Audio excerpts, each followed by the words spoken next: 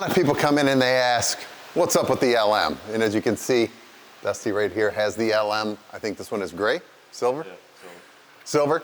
So what we do is every car that comes in for a performance project, we throw our LM on there.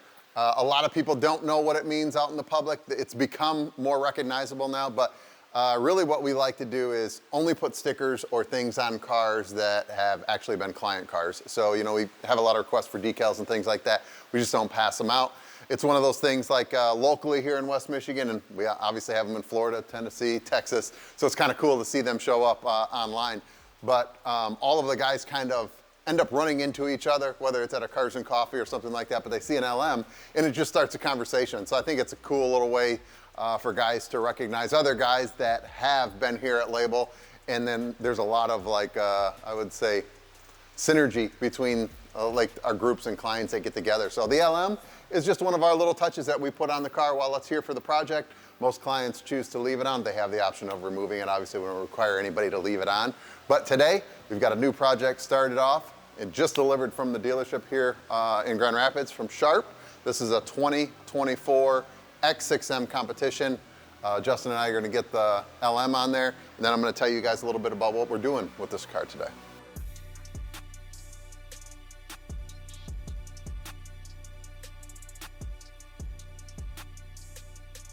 Guys, this X6M competition is here for a full carbon kit. The client has discussed many options such as a Venturi, an exhaust, lowering the car, but we're going to start today with something so he can drive the car. It's not down for a long period of time, and really make the car look unique to the client's needs. So we're doing a full Aerokit on the car, which will include front splitter, the front grille will be in carbon, side skirts, rear diffuser, rear lip spoiler, and obviously the client has spec'd the carbon fiber mirrors from the factory. Additional to that, since he did buy the black upgraded M wheels, we're going to run a spacer package and extended lug bolts to get the car sitting right, not so tucked in. And then we're going to let him drive it for the rest of the year here in Michigan. In the fall, I think we'll sit back down and talk about a performance package, get the car back in over the winter, and do the performance upgrades at that time. So today I'm going to get started getting all the carbon bits out and seeing what we got to take apart and what we need to install on the car and start to make it personal for that client. So stay tuned, guys. I think this one will turn out really nice.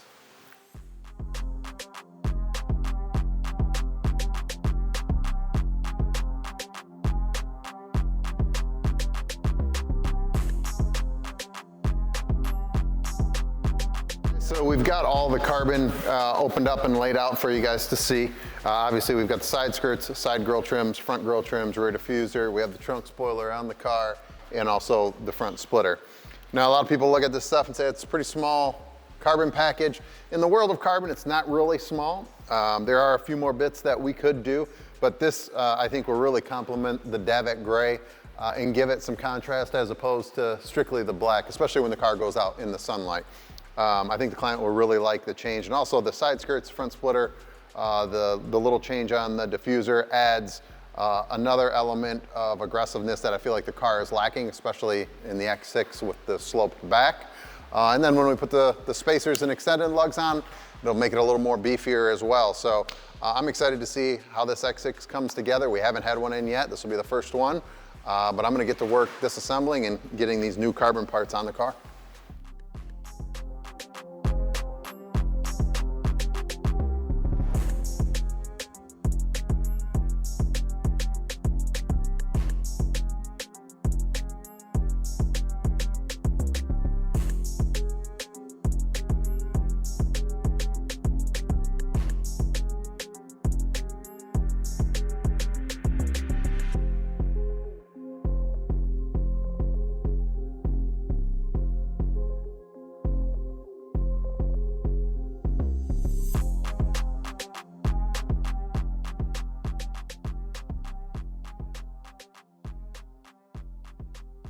Guys, so you saw us remove the rear bumper, which was a little tricky on this X6M. It had a couple hidden screws behind the rear reflectors that Justin and I eventually found and got it popped off relatively easily from there.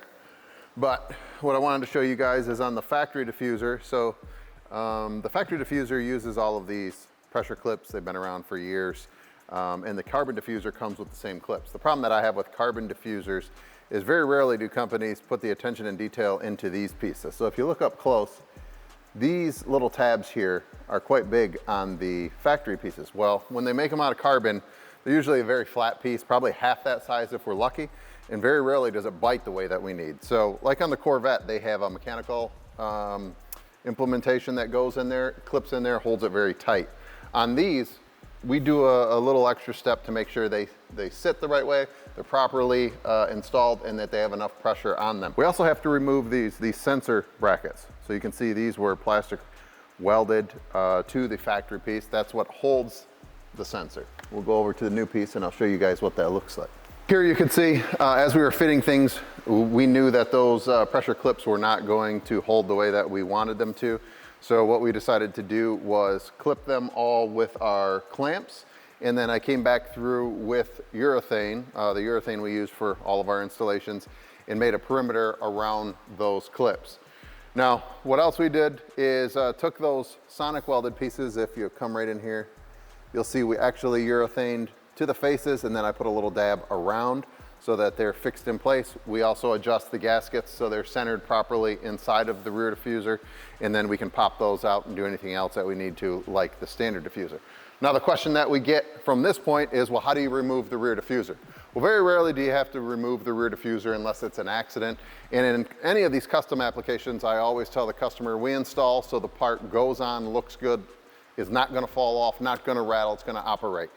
Knowing that, we have to come in and always custom alter any usually carbon piece that we receive from somebody. There are some good companies out there that make some really good parts that fit exactly like factory, but it's very hard to find because of the expense to do so. So a lot of this stuff will be installed. That urethane can be removed. It'll pop off that plastic and you can pull it off. It'll take probably an extra 20 minutes, maybe not even 20 minutes. If you're familiar with urethane, probably take 10 minutes to take it off. And you can take it off and re-glue it if you need to. So it's not a permanent installation, but it's as permanent as you can get without using a mechanical fastener. And it also is going to ensure the part stays there, looks good, and is going to perform like the factory piece that we removed from there. So we're going to let this cure overnight. Tomorrow we'll come back in, get everything reassembled, pop it back on the car. Then we're good to go from the rear diffuser section. I'm gonna start working on the grills now, side skirts, front splitter, and get the rest of the pieces on today while we wait for this to cure.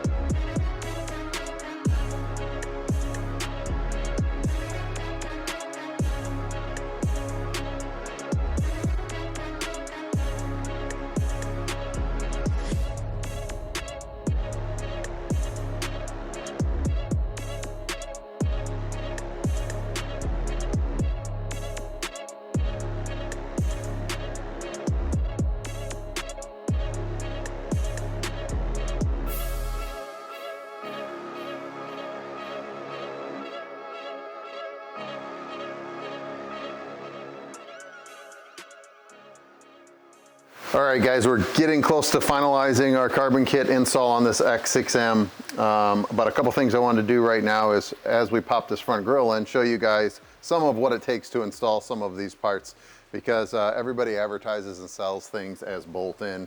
It's easy, should take you a couple hours. It's just not the truth, unfortunately. This grill being a good example, this grill was supposed to be a direct replacement. Obviously with any of this stuff, there's no instructions, so you're always forced to find out the information on your own or adapt the way it should work.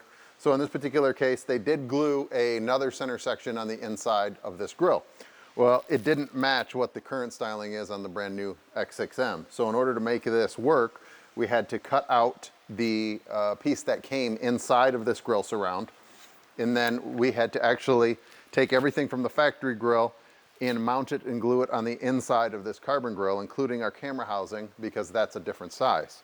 So something that should be a simple swap, because the grill comes out relatively easy, ends up taking, when you do it the right way, in my opinion, about a day, because you have to let everything cure up before you start handling it.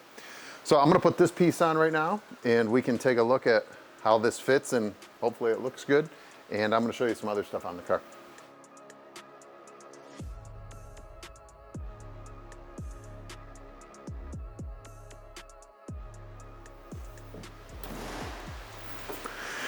And there it is. Looks really good with this Davitt gray. I like the tone of the carbon with everything.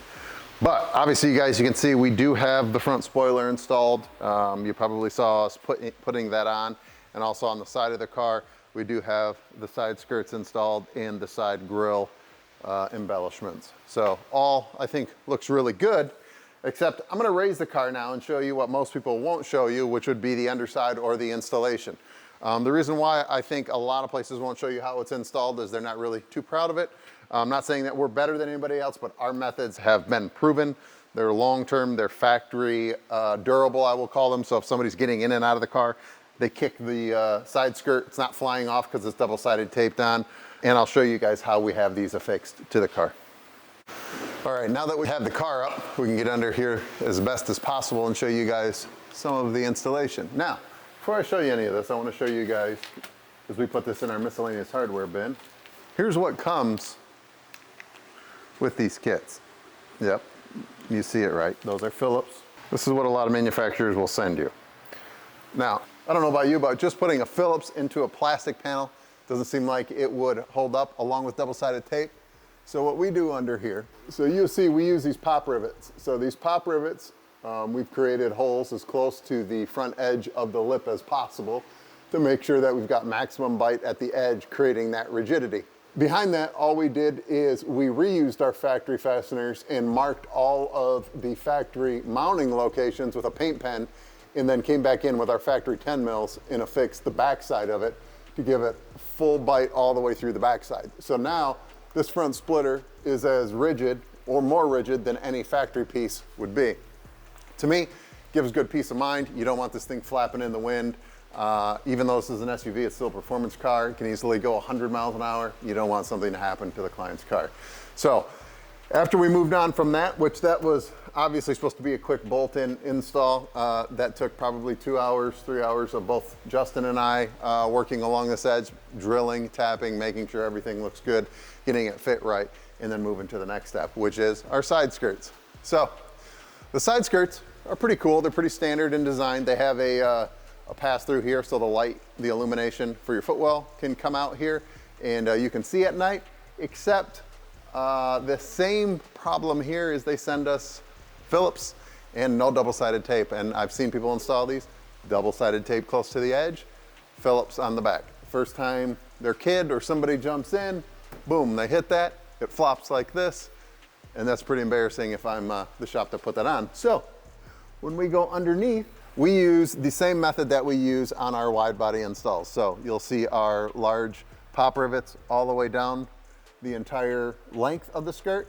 And what happens is one of us stands up here while the other drills and then sets these in place so that we can maintain the uniform line all the way across the visual side.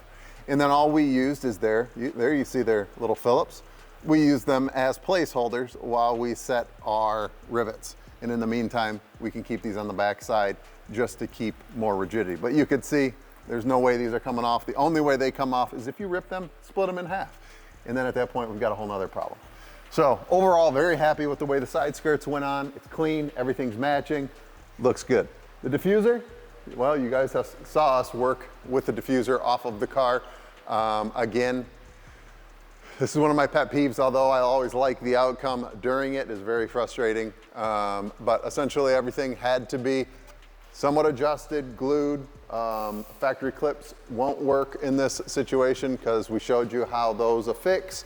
Some of these on the carbon one aren't deep enough to hold and bite enough to keep this sucked in. So what we do is go through, we pin everything, clamp it, glue it. Once that's set, then we flip it back up on its right side, make sure our tow hook, everything is good, get our sensors installed, and then put it on the car. Going back on the car, pretty straightforward, but again, we needed to improvise down here to allow us to use this factory heat shield and basically closeout spoiler for the rear diffuser, which we were able to do with factory fasteners after just spending a little bit of time and making sure everything fits perfectly. So now, this factory diffuser, rigid, everything's rigid, tied in nice, it's not going anyplace. We're confident with the install, and we can put the car on the ground and get it over to Justin so he can start doing some PPF.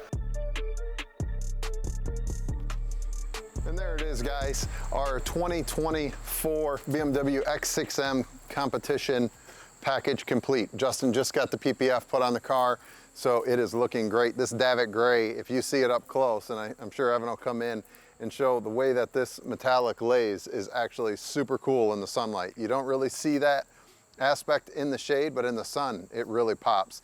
And it really looks good with the carbon kit that we put on the car. Just to readdress everything, because you guys have seen everything go on the car, we did the front grills, the front spoiler, the side grills, the side skirts, the rear diffuser, and the small rear lip wing. Also a set of spacers for the Factory M wheels to get the car sitting right. The client's considering now a set of wheels for next spring, and also a performance package to increase the already potent 617 horsepower, I think it is. It's amazing what these SUVs are nowadays. But I just wanted to wrap up this project and show you guys a bit of it in the sun. We're getting a lot more SUVs come in here in the shop in Michigan. We've got another RSQ8 getting ready to come out of the shop today. And it's just amazing what you can do with them. Anyway, that's going to wrap up this project, guys. Thanks for tuning in as usual. If you like this, give us a thumbs up. If you hate it, give us a thumbs down and tell us you hate it. See ya.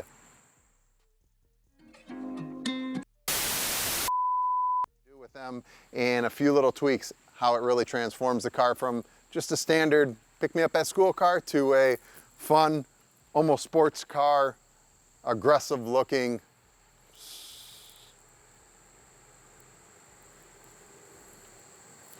machine. We'll see you got, transforms it into a piece of junk. Calvin's laughing. Transform it into an aggressive, great looking, powerful, I hate this bit. You'll be able to cut it all up sooner or later. I can't think of it right now. It's 89 degrees and I'm sweating. And the dogs rolled in poop when I went home at lunch, so I had to give them a bath. So that's not cool. Anyway, that's going to wrap up this project, guys.